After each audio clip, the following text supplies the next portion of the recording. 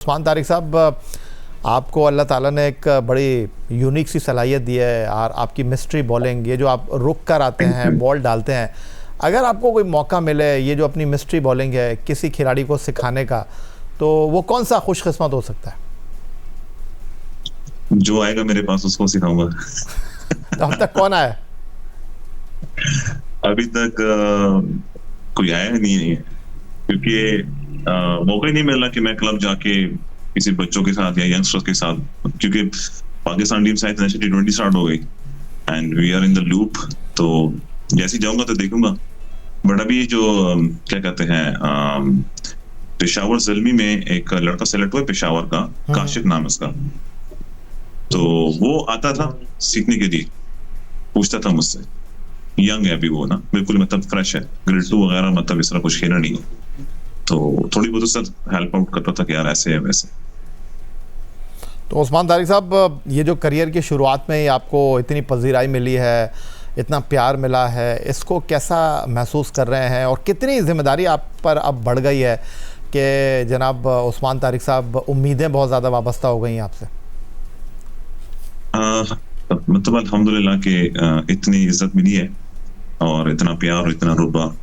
बस यही भाई, ये मैं अभी फील कर रहा हूँ ऐसा ऐसा कि इससे पहले मतलब जब आप स्टार्टिंग फेज में होते हैं और जब आप परफॉर्मेंसेस करते हैं तो फिर एक टाइम ऐसा आता है कि आपसे लोग एक्सपेक्टेशन स्टार्ट हो जाती है।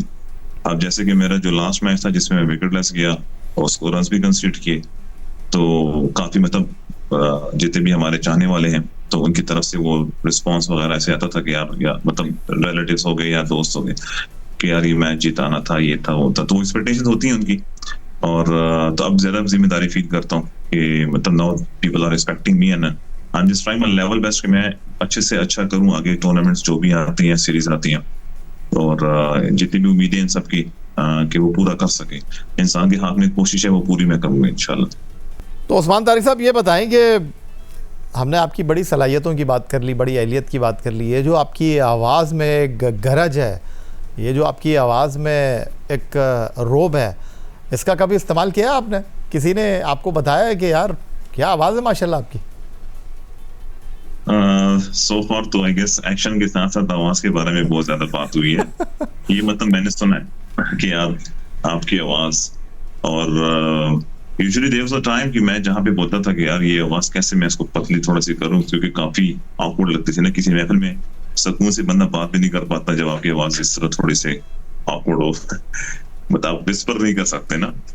तो ये कि बस इसका इस्तेमाल अभी तक तो कुछ नहीं किया, लेकिन आई होप कि रिटायरमेंट के बाद अगर कर सके तो। अच्छा, कमेंट्री की तरफ आने का इरादा है आपका? You never know, we will see कि कौन सा चैनल ज्यादा सूट करता है।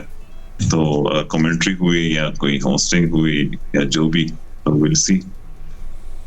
क्या बात है उस्मान तारिक साहब, ये मुझे बताइएगा कि एक आम तासुर हमारे खिलाड़ियों के बारे में कि वो इंग्लिश में ज़रा कम गुफ्तगू करते हैं, लेकिन माशाल्लाह आप तो इंग्लिश में बात भी बहुत अच्छे तरीके से करते हैं, आपको अल्फाज की अदायगी भी बड़ी शानदार आपकी है। तो ये ज़रा बताइएगा कि ये सफ़र आपने कैसे तय किया? क्योंकि अमूमन जो नया खिलाड़ी आता है वो ज़रा कैमरे का शाये ही होता है, वो ज़रा गुफ्तगू करने में जो है या अल्फाज के चुनाव में जो है, अगर मैं ये कहूँ कि वो बेचारा थोड़ा सा जो है वो नया होता है, लेकिन आप तो ऐसा लगता है कि बिल्कुल पक्के पकाए तैयार हैं बिल्कुल आप।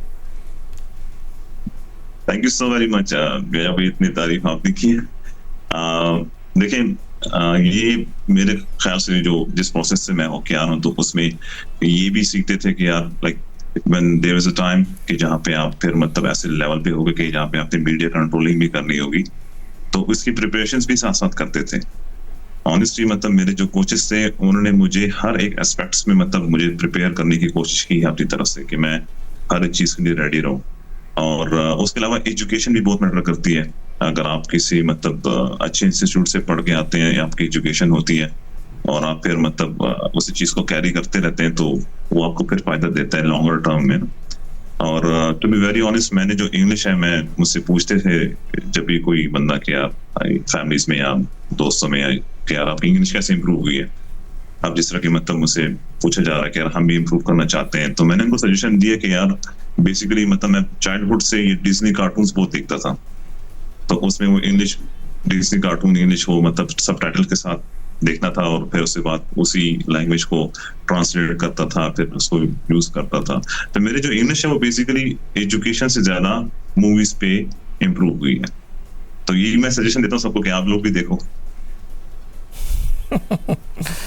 चलें ठीक है, लेकिन ये जो क्रिकेट वाली मूवी है इसको आप किस तरह देख रहे हैं कि लोग प्यार भी बड़ा देते हैं और एक 19-20 मैच हो जाए, जिस तरह आपने भी आखिरी मैच की बात की, तो उसके बाद जो तनकीद होती है फिर कैसा फील कर रहे होते हैं? क्या वाकई दबाव होता है मैच के बाद सोशल मीडिया देखना, कोई फ़ोन करके आपको बताए या आपको व्हाट्सएप के ऊपर कोई रील भेजे, कोई वीडियो भेजे, तो अंडर प्रेशर आ जाते हैं? ये भाई, ये जो मीडिया का है ना कल्चर हमारे पाकिस्तान में काफी है ना, कि मीडिया पे लोग अपलोडिंग और फिर आपको मैसेजेस वगैरह हर चीज होता रहता है। और हकीकत ये भी है कि हमसे ज्यादा दुख किसी को फील नहीं होता क्योंकि हम ऑलरेडी उस स्पेस में होते हैं। हमें काफी दुख होता है कि यार हम अच्छे करने की कोशिश करते हैं लेकिन हो नहीं पाता। ओपोनेंट्स हमसे भी अच्छा खेल सकते हैं ऑन द डे, और जितने भी हमारे जो व्यूअर्स हैं, जो हमारे फैंस हैं या हमारे चाहने वाले हैं, मैंने एक बात ये भी नोटिस की है कि जो कि हमारे लिटरली जो जेन्युइन फैंस हैं, तो वो आपको ऐसे मौके पे बैक करते हैं, वो कभी बुरा भला नहीं बोलते। और कुछ ऐसे लोग भी होते हैं जो कि वो लिटरली आपकी फेलियर के लिए वेट करते हैं कि हम मौका मिले और हम इनको उड़ाएं। तो जो आपका अपना होगा, तो ऑनेस्टली मैं नहीं समझता कि कोई आपका अपना जो है ना आपको बेइज्जत करेगा या जलील करेगा। उल्टा ये कहेगा कि चलो कोई नहीं, नेक्स्ट टाइम। जो मैंने देखा अभी रिसेंटली, क्योंकि this was my first time कि मैंने मतलब लेट्स सपोज 43 रन खाए, 40 रन मैंने कंसीडर की, लेकिन उसमें मैंने देखा कि जिन लोगों ने मुझे बैक किया, तो I was like literally was happy कि चलो एटलीस्ट जो मेरे चाहने वाले तो वो मेरे सख्त टाइम में मेरे साथ है। जब इतना अच्छा करके आ रहा था तो उस टाइम तो प्रेज मिल रहे थे, लेकिन टफ टाइम में मतलब वो भी मेरे साथ है। तो we are like we just it's a normal thing, हमने फेस करना होता है। ये प्रेशर वगैरह जो भी है, ये फैक्ट है कि ये तो फेस करना होगा, और प्रेशर के बाद ही आप कुछ है ना कुछ बन पाते हो, इस जिसको आपने हैंडल करना होता है। ये तो ठीक हो गई सारी चीज़ें, आवाज़ में जादू है, बॉलिंग में मिस्ट्री है, लेकिन ये फील्डिंग का क्या करेंगे आप? फील्डिंग है भाई, इस पे मेहनत जारी है। मैं फील्डिंग में बिल्कुल माइनस से होके आ रहा हूँ, क्योंकि मतलब I am not a part of like वो जो होता है ना अंडर 16, 13, 17, 14 जो कि शुरू से होता है। Like I just came into cricket like after 22, 21 age ना। तो उस टाइम तो यही था कि यार किस तरह की स्किल वर्क पे लगे रहते थे कि हम लोग आउट करें, परफॉर्म करें, और फील्डिंग अपनी तरफ से पूरी कोशिश होती है। मतलब डाइव अगर नहीं भी आती तो मारने की कोशिश कर रहा होता हूँ, एफर्ट पूरी कर रहा होता हूँ। आई नो कि मतलब I am not good at that part, लेकिन एक चीज ये भी मैं देखता हूँ कि यार अगर मैं स्किल से मैच जिताता हूँ टीम को, तो हमारे इस दुनिया में ऐसे लोग भी गुजर चुके हैं जो कि अपने स्किल से जो है ना वो टीम को जिताते थे, और they were not that much good at cricket like that the fielding. मतलब जिस तरह के भी हमारे आप देख लो कि नारायण है, तो उसको मैं देख रहा हूँ कि वो मैचेस जिताता है बॉलिंग से। क्रिस गेल था कि वो मैचेस जिताता था बैटिंग से। इस तरह मतलब हमारे इरफान भाई थे, काफी स्पेशल थे। और एक तो ये हम लंबे भी हैं तो डाइव मार सकते नहीं है तरीके से, लेकिन फिर भी मैं कोशिश करता हूँ कि मैं मारूं। तो ये क्या एफर्ट मेरी पूरी है कि इससे ज्यादा से ज्यादा इम्प्रूव करें। कमजोरियां होती हैं और लेकिन उसको बेहतर की तरफ लेके जाने में लगा हूं। तो I was in the minus zone, अभी इतना बेहतर हो कि चलो थोड़ा बहुत बॉल पकड़ लेते हैं।